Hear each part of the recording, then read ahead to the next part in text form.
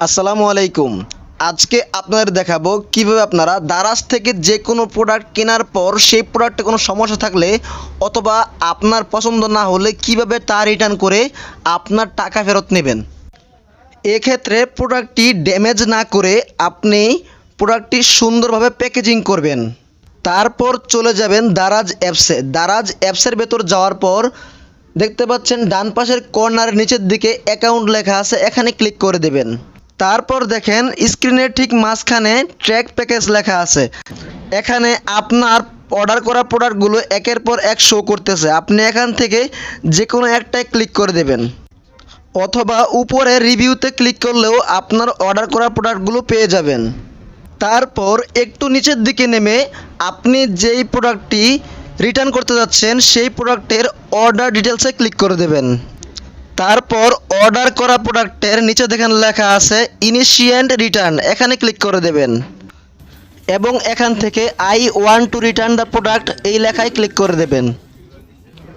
তারপর রিটার্ন রিজনে যাবেন। রিটার্ন রিজনে যাওয়ার পর আপনি কোন কারণে বা কোন সমস্যার কারণে প্রোডাক্ট রিটার্ন করতে যাচ্ছেন তা সিলেক্ট করে দেবেন এবং তারপর দেখেন ছবি অ্যাড করার অপশন আছে, এখানে আপনার প্রোডাক্টটি ঘুরিয়ে ফিরিয়ে 5-6টি ছবি তুলে দিবেন। ছবি তোলার পর নিচে দেখেন কমেন্টস লেখা আছে, কমেন্টসে আপনি প্রোডাক্টটি কেন রিটার্ন করতে যাচ্ছেন সেই কথাটি লিখে দেবেন।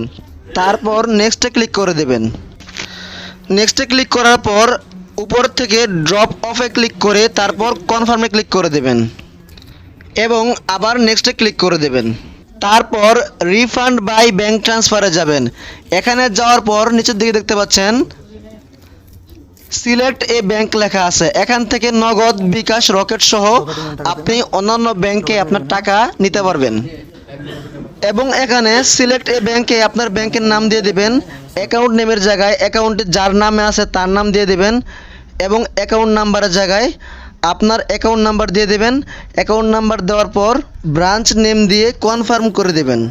তারপর সাবমিটে ক্লিক করে দেবেন। সাবমিটে ক্লিক করার পর কন্টিনিউ ক্লিক করলেই কিন্তু আপনার প্রোডাক্টটি রিটার্ন প্রসেস কমপ্লিট হয়ে যাবে।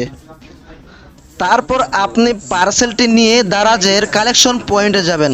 কালেকশন পয়েন্টে যাওয়ার পর আপনি আপনার ফোনের লাস্টের 4 সংখ্যা বলবেন।